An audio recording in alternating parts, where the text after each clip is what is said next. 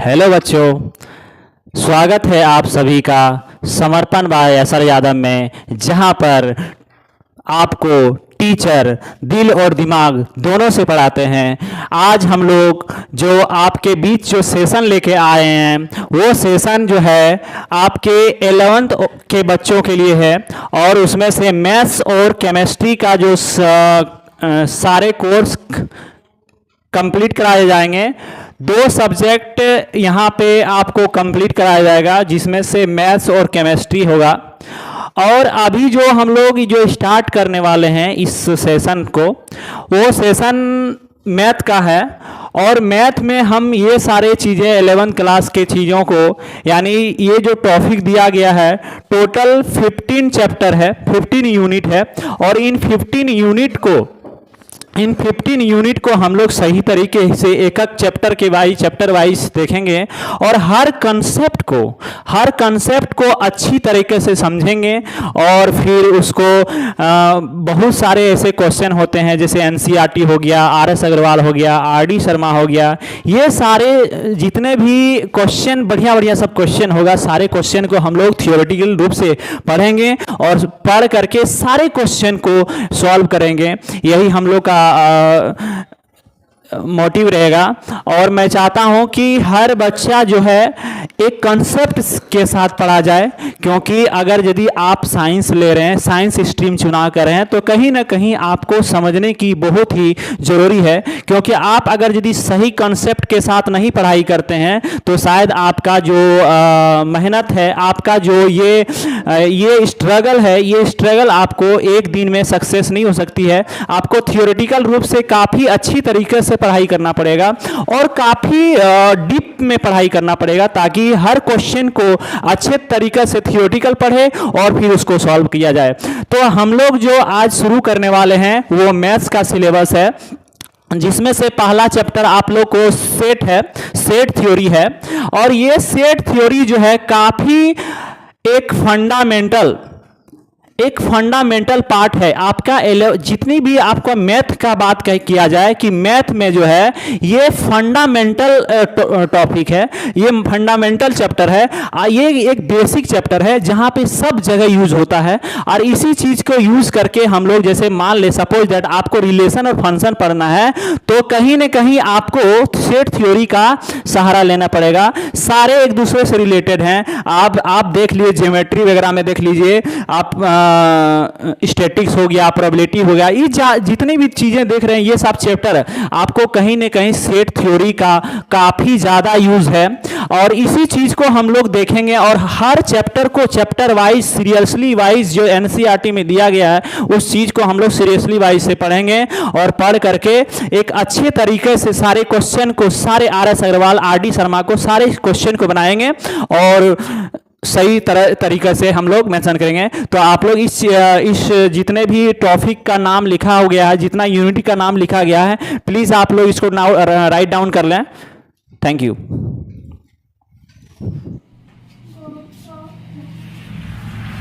तो अब जो हम लोग स्टार्ट करने वाले हैं बच्चों, वो सबसे पहला चैप्टर जो है वो चैप्टर है आपका यूनिट 1 में सेट्स, समुच्च।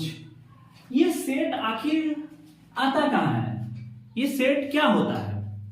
तो कहने का मतलब है कि सेट का जो मतलब हुआ, एक मैथमेटिक्स का एक फंडामेंटल पार्ट है। सेट क्या है?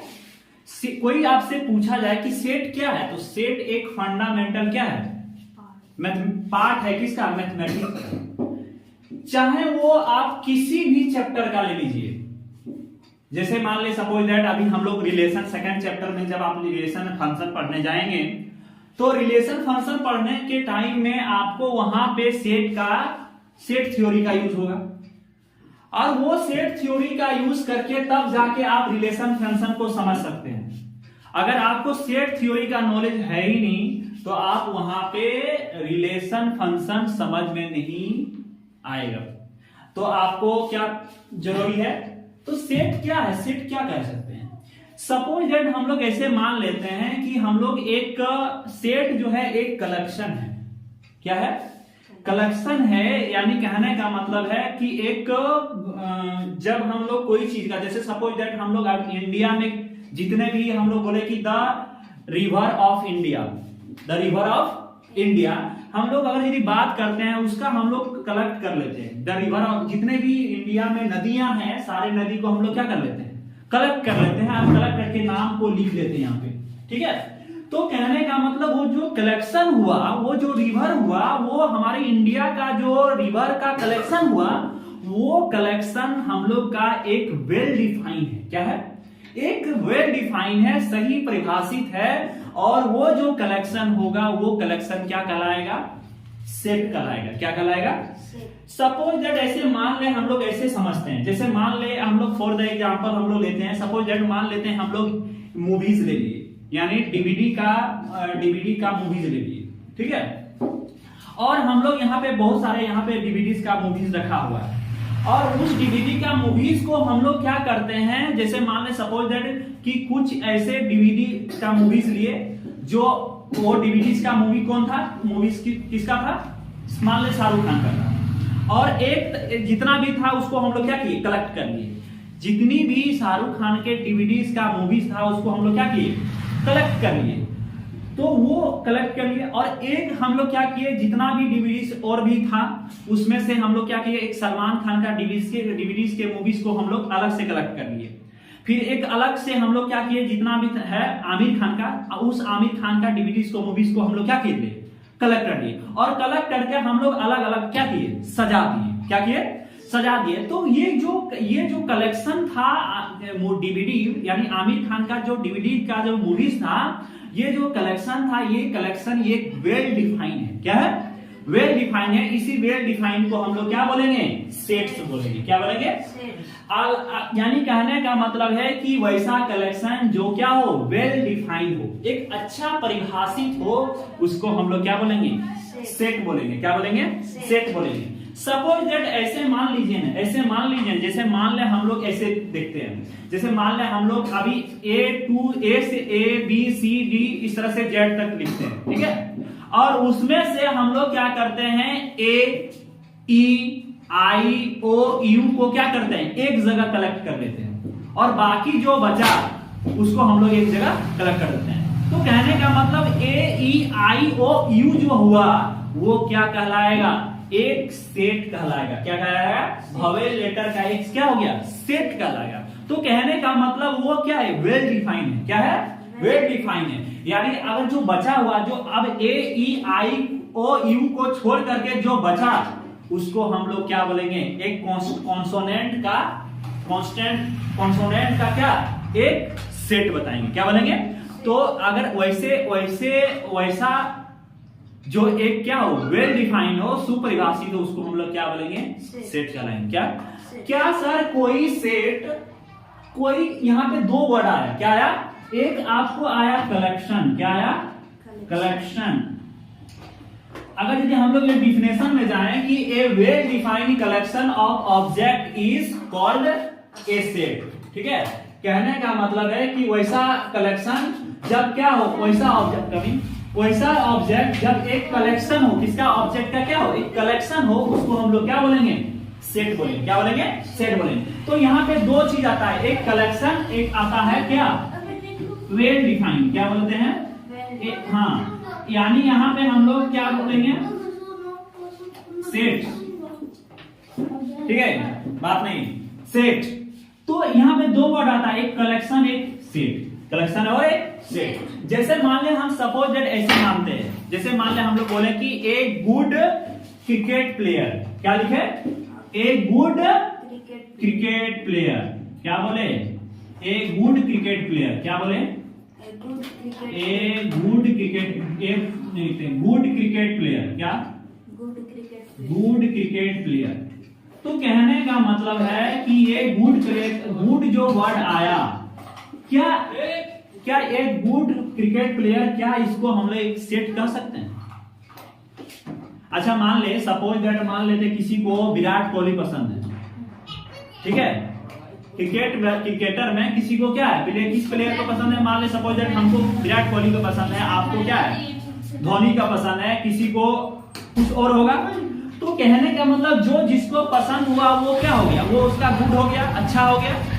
तो कहने का मतलब है कि यहाँ पे गुड जो है, गुड को हम लोग एक क्या बोल सकते हैं, एक सेट नहीं बोल सकते, लेकिन हम कलेक्शन बोल सकते हैं। तो कहने का मतलब है कि वैसा कलेक्शन, जो वैसा सेट जहां पे आपको इस तरह का वर्ड दिखे, गुड, बेस्ट, ठीक है, इस तरह का कलेक्शन दिखे, तो उसको हम लोग सेट नहीं बोल सकते हैं, बल्कि क्या बोल सकते हैं, कलेक्शन बोल सकते हैं। क्या बोल सकते हैं, कलेक्शन बोल सकते हैं। कलेक्शन, ईच सेट जो है को कलेक्शन बोल सकते हैं, बट लेकिन ईच सेट को यानी ईच कलेक्शन को सेट नहीं बोल सकते। क्या बोल सकते हैं, यानी कहने का मतलब हम लोग कोई एक सेट को हम लोग क्या बोल सकते हैं, कलेक्शन बोल सकते हैं, लेकिन कलेक्शन को हम लोग सेट, हर कलेक्शन को हम लोग सेट नहीं बोल सकते हैं। समझ में आ रहा ना। तो कहने का मतलब है कि जहां भी आप ये देखिए, हम लिखे हैं कि every set is a collection, but a collection is not necessarily A set only well defined. यानी कहने का मतलब है कि एवरी सेट प्रत्येक सेट जो है एक कलेक्शन हो सकता है, बट लेकिन एक कलेक्शन जो है वो नेसेसरी नहीं है कि वो सेट होगा। समझ में आ रहा ना। ओनली वेल डिफाइंड कलेक्शन, केवल क्या होना चाहिए, सुपरिभाषित होना चाहिए। समझ गया ना। यानी कहने का मतलब वो एक अच्छा कलेक्शन होना चाहिए, वेल डिफाइंड होना चाहिए। अच्छा मान ले सपोज दैट, जो चीज आपको, मान ले सपोज दैट हम लोग बोले कि एक गुड एक्टर है ना, तो जो चीज आपको पसंद होगा वो चीज क्या हमको भी पसंद होगा क्या, नहीं ना। यानी कहने का मतलब है कि उसको ऐसा, तो हम लोग उस तरह से अलग अलग हो गया, आपका कुछ पसंद अलग है, मेरा कुछ पसंद है, इनका कुछ पसंद है। तो कहने का मतलब जब अलग अलग पसंद आ जाता है तो उसको हम लोग क्या बोल सकते हैं, कलेक्शन बोल सकते हैं। क्या बोल सकते हैं, कलेक्शन, लेकिन सेट नहीं बोल सकते। लेकिन अगर यदि हम लोग बोले कि अगर यदि मान ले सपोज दैट हम लोग बात किए कि ए मंथ नेम हम लिखें, ठीक है, जनवरी, फरवरी, मार्च, अप्रैल, दिसंबर तक मंथ नेम, तो कहने का मतलब ये मंथ नेम कभी बदलेगा क्या, नहीं बदलेगा। यानी इसको अमेरिका में भी वही बोला जाएगा, इंडिया में भी वही बोला जाएगा, जापान में वही बोला जाएगा। तो कहने का मतलब है ना कि अलग अलग चीजें अगर यदि आ जाती है अलग अलग लोगों का, तो उसको वेल डिफाइन नहीं कर सकते हैं। अगर वेल डिफाइन नहीं हुआ तो उसको वो एक तरह का सेट नहीं है, सेट नहीं है, उसको हम लोग कलेक्शन बोल सकते हैं। तो आपको यहां पे for the example, collection of good cricket player a collection but it is not set. यानी कहने का मतलब है कि जब क्या मिले आपको, इस तरह का दिखने में मिले वर्ड गुड, क्या मिले, गुड, बेस्ट, डेंजर, हम बोलेंगे ए डेंजर एनिमल। क्या बोलिए, ए डेंजर। अच्छा मान लीजिए सपोज दैट हम लोग बोले कि ए डेंजर एनिमल, ए डेंजर एनिमल। अच्छा मान लीजिए कोई डेंजर एनिमल कौन होता है, जैसे मान लो कोई देखते हैं कि सांप से भी डर जाता है, कोई कुत्ता से भी डर जाता है, कोई लायन से डरता है। तो सबका अलग अलग क्या है, उसके लिए डेंजर हो गया। तो कहने का मतलब अलग अलग डेंजर हो गया, तो आप उसको नहीं बोल सकते हैं वो एक तरह का क्या है, सेट है। क्या है, नहीं। तो कहने का मतलब है कि ये जहां वर्ड आपको आए, गुड, बेस्ट, डेंजर, बैड, ये सब जितनी चीजें वर्ड आए, तो इसको हम लोग क्या बोलते हैं, ये बोलेंगे वेज। क्या बोलेंगे इसको, इसका नाम क्या देंगे, वेज। वेज मतलब क्या होता है सर, वेज मतलब अनक्लियर। क्या, अनक्लियर, इसमें कोई क्लियर नहीं है। अच्छा बताओ क्या क्लियर है। अगर मान ले कोई बोल रहा है कि डेंजर एनिमल है, किसी के लिए सांप भी डेंजर हो रहा है एनिमल, किसी के लिए लायन डेंजर हो रहा है, किसी के लिए टाइगर डेंजर हो रहा है, तो हम लोग नहीं बोल सकते वो एक सेट है, क्योंकि वो वेल डिफाइन नहीं है, उसको हम लोग सेट नहीं बोल सकते। तो ऐसे कंडीशन को, ऐसे शब्द को, जहां पे ऐसे वर्ड को, उसको हम लोग क्या बोलेंगे, वेज बोलेंगे। क्या बोलेंगे, वेज। ठीक है। तो क्या वेज जहां पे रहेगा, वेज वर्ड जहां रहेगा, क्या हम उसको सेट बोल सकते हैं क्या, नहीं बोल सकते हैं। क्या बोल सकते हैं? नहीं बोल सकते हैं। ठीक है, तो हम लोग इसको समझने के लिए, इस चैप्टर को, सेट को अच्छी तरह से समझने के लिए हम लोग क्या करेंगे, एक्सरसाइज को बनाएंगे और एक्सरसाइज को बनाएंगे और फिर उस एक एक क्वेश्चन को देखेंगे और फिर देख करके भी बनाते हैं। ठीक है, इसको जल्दी नोट कीजिए। तो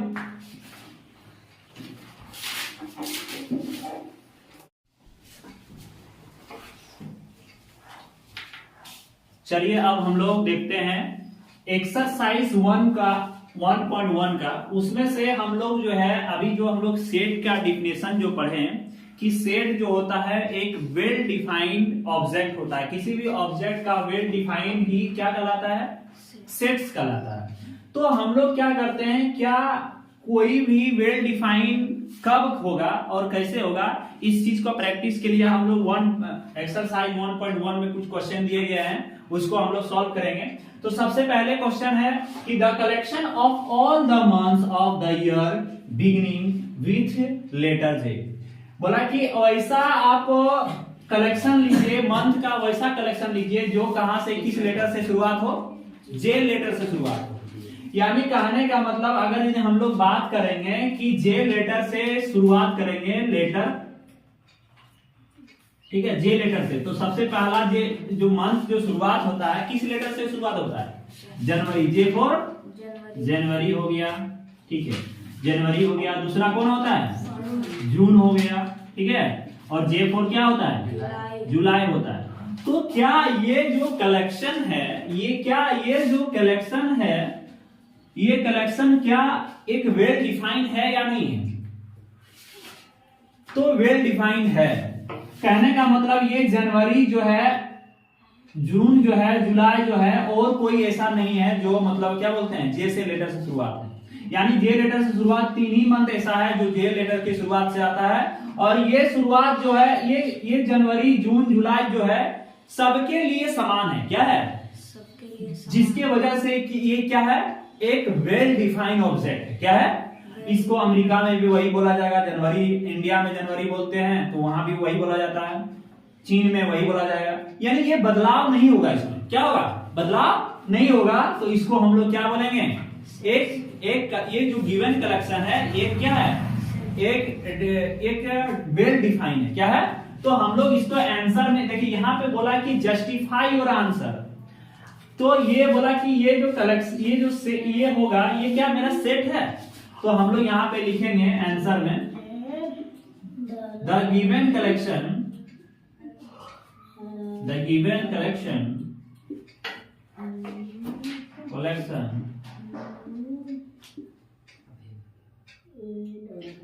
बात नहीं,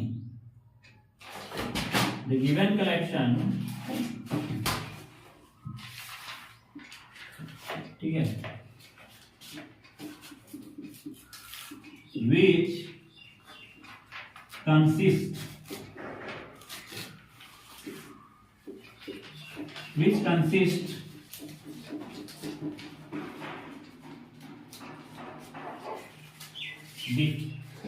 definite object, so it is a set। मतलब समझे कि जो दिया गया कलेक्शन है, जो गिवन कलेक्शन है, वो क्या है? एक डिफाइंड है। क्या है? डिफाइंड ऑब्जेक्ट है। यानी ये डिफाइंड इसको हम लोग कर सकते हैं, तो जिसके वजह से हम लोग इसको क्या बोलेंगे? एक सेट है। क्या है? सेट है। आगे दूसरा क्वेश्चन, दूसरा नंबर पे है कि the collection of most talent writer of India.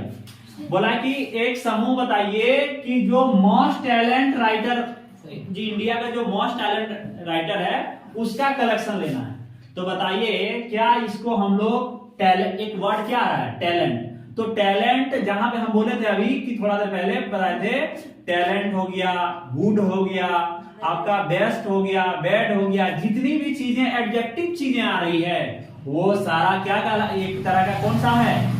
Veg है। क्या है? अनक्लियर है। क्या है?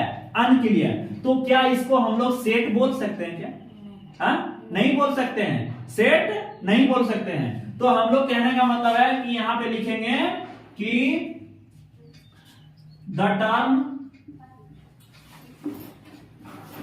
द टर्म टैलेंट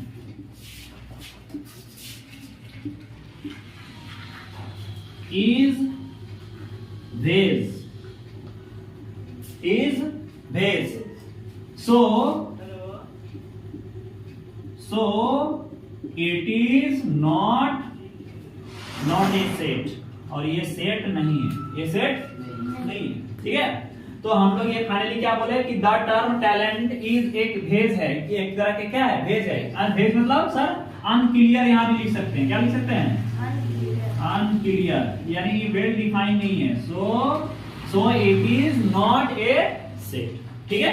आगे थर्ड नंबर पे, a term of 11 best cricket batsman of world, दुनिया का, ठीक है, सबसे बेस्ट क्रिकेट बैट्समैन कौन है। तो देखिए एक वर्ड आ गया, क्या एक टर्म जो आया है बेस्ट, जो अच्छा परफॉर्मेंस किया वो तो बेस्ट बन गया ना।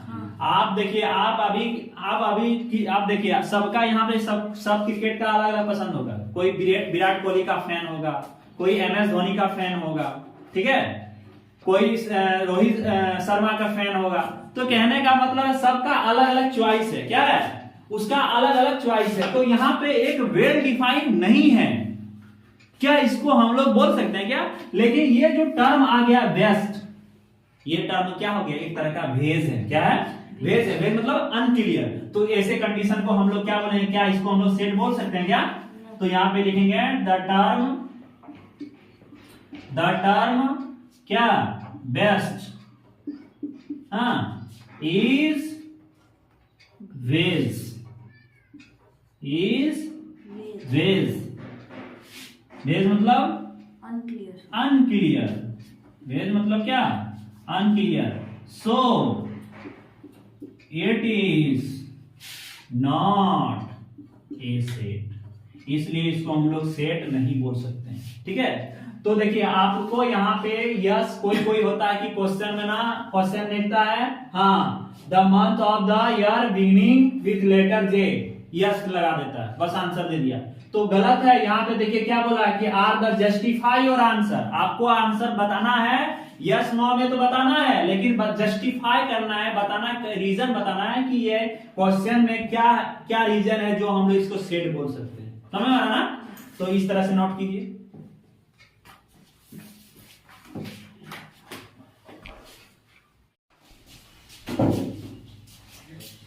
चलिए आगे हम लोग देखते हैं 4 नंबर पे, ठीक है। The collection of all boys in your class, the collection of all boys in your class, क्या इसको हम लोग सेट बोल सकते हैं, बोल सकते हैं। अगर मान ले सपोज यहाँ पे 10 लड़के को खड़ा कर दिया जाए, ठीक है, और आप लोग यहाँ पे 6 बच्चे यहाँ प्रेजेंट हैं, और 6 बच्चे प्रेजेंट हैं, आप 10 में से 6 प्रेजेंट उसमें है, और आपको बोला जाए कि क्या आप में से आपको हमको चुना जाए, आप लोग को चुना जाए कि क्या ये बॉयज आपके क्लास का है, तो हम लोग चुन सकते हैं कि नहीं, वहां पे क्या कर सकते हैं। तो आपके क्लास का जो बॉयज होगा वो क्या होगा, एक वेल डिफाइंड ऑब्जेक्ट होगा, वेल डिफाइंड मेंबर होगा, क्या होगा, वेल डिफाइंड मेंबर। तो इसको हम लोग एक सेट बोल सकते हैं, क्या बोल सकते हैं, सेट बोल सकते हैं। तो फाइनली हम लोग क्या लिखेंगे, इसमें लिखेंगे कि the given collection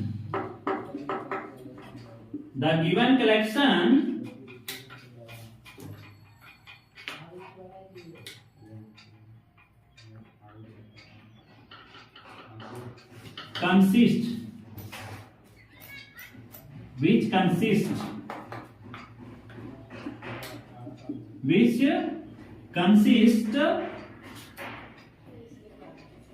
the given collection which consist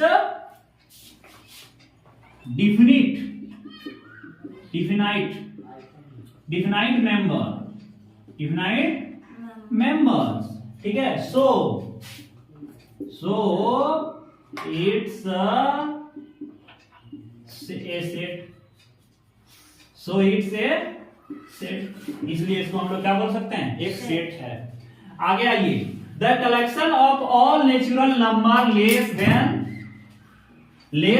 10, ठीक है। The collection of all natural number less than 10।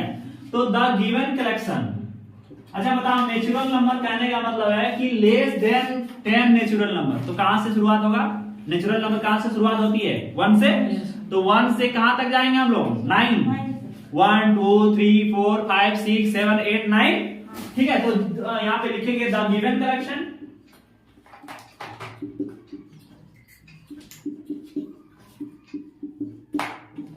Of all natural number, all natural, the given collection of all natural number कौन हो जाएगा? 1 2 3 4 5 6 7 8 9। ठीक है, consist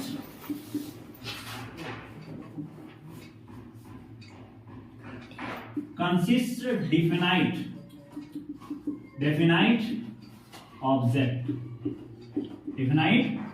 object, so it's a set। समझ आ रहा ना? अच्छा आगे देखिए, the collection of novels written by the writer Munshi Premchand. The collection of novels written by the writer Munshi Premchand. तो बोला कि एक, अच्छा बताइए, एक राइटर मुंशी प्रेमचंद का जो नॉवेल्स है उसका क्या कलेक्शन हम लोग सेट बोल सकते हैं? तो बिल्कुल बोल सकते हैं। अगर मान ली बहुत सारा यहाँ पे नॉवेल है, ठीक है, यहाँ बहुत सारा नॉवेल है मुंशी प्रेमचंद जी का, कबीर दास का, जो भी है, और यहाँ पे रखा जाए, हम लोग क्या किए? कलेक्ट कर लिए, सेलेक्ट कर लिए किसको? मुंशी प्रेमचंद का जितना भी नॉवेल है सब कलेक्ट करके एक जगह रख लिए। तो क्या वो वेल डिफाइंड है कि नहीं? बिल्कुल है। क्या है? बिल्कुल है। तो हम लोग यहां पे लिखेंगे, ठीक है, the given collection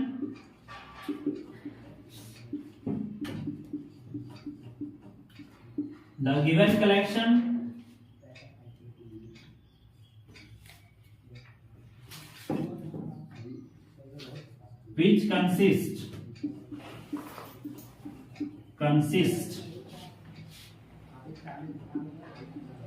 which consists definite object, definite object, so it's a set। इसको हम लोग सेट बोलते हैं।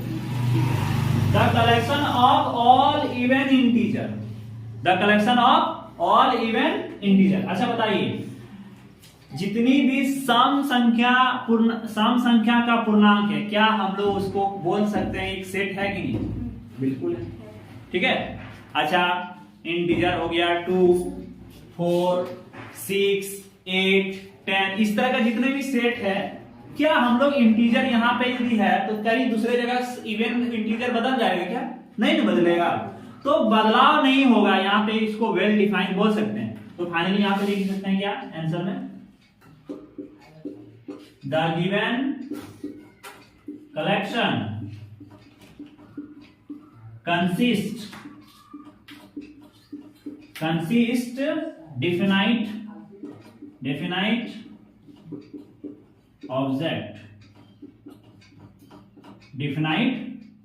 object, so it's a set। बना लीजिए जल्दी, नोट कीजिए फटाक से।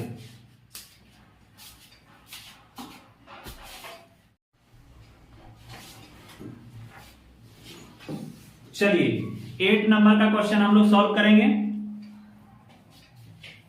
ठीक है, 8 नंबर में है कि the collection of question in this chapter, इस चैप्टर में जितनी भी क्वेश्चन है उसका कलेक्शन क्या हम लोग सेट बोल सकते हैं? तो बिल्कुल बोल सकते हैं। क्या बताइए, अभी चैप्टर हम लोग ले लेते हैं, सपोज दैट अभी हम लोग मैथ का ही ले लेते हैं। अभी जितना हम लोग टॉपिक लिखे थे, सारे चैप्टर लिखे थे, क्या वो एक कलेक्शन होगा? वेल डिफाइंड कलेक्शन होगा? बिल्कुल होगा। क्या होगा? क्या ये बदल जाएगा क्या? नहीं बदलेगा। तो कहने का मतलब है कि यहां पे लिखेंगे कि the given collection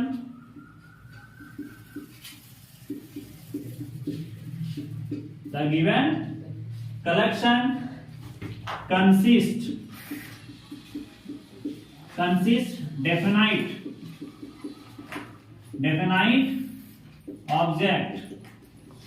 definite object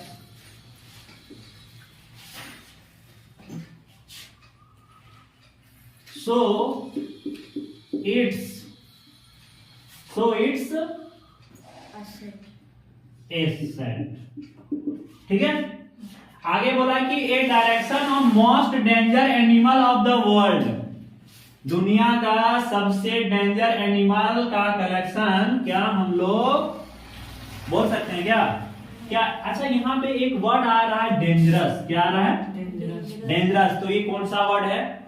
veg. क्या? वेज मीन्स अनक्लियर, जो क्लियर नहीं है, डिफाइन नहीं हो रहा है। तो हम लोग यहाँ पे वो लिखेंगे, ठीक है, द टर्म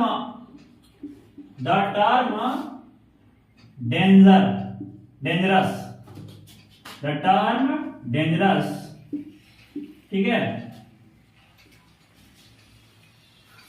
इज वेज।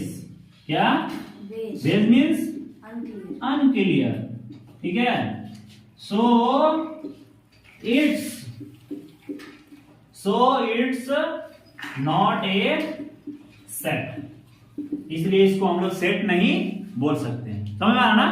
तो अब हम लोग फाइनली जो इतना जो क्वेश्चन किए इतना फाइनली क्वेश्चन किए, तो इससे हम लोग को क्या पता चला कि कोई भी सेट हम किसको बोल सकते हैं, जो क्या हो, एक वेल डिफाइंड हो, यानी वेल डिफाइंड ऑब्जेक्ट को हम लोग बोल सकते हैं सेट। क्या बोल सकते हैं? वेल डिफाइंड ऑब्जेक्ट को क्या बोल सकते हैं? सेट बोल सकते हैं। विदाउट हम लोग वेल डिफाइंड ऑब्जेक्ट, विदाउट को हम लोग सेट नहीं बोल सकते हैं। जैसे वेज वर्ड जितना आ गया, अनक्लियर वर्ड आ गया, ये सब ध्यान में रखना है और हम लोग उसको जस्टिफाई रूप से आंसर देना। ठीक है, तो आज का जो टॉपिक है वो हम लोग सेट के बारे में जो पढ़े थे, उसका हम लोग सारे क्वेश्चन को एनालाइज किए, सारे एनसीईआरटी के क्वेश्चन को, 1 नंबर के क्वेश्चन को देखे। कल हम लोग दूसरा नेक्स्ट टॉपिक पढ़ेंगे।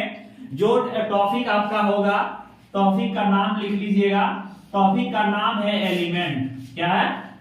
कल हम लोग कौन सा टॉपिक पढ़ने वाले हैं? एलिमेंट्स के बारे में जानेंगे बच्चों। तो आज का सेशन यहीं पे खत्म करते हैं। जय हिंद, जय भारत।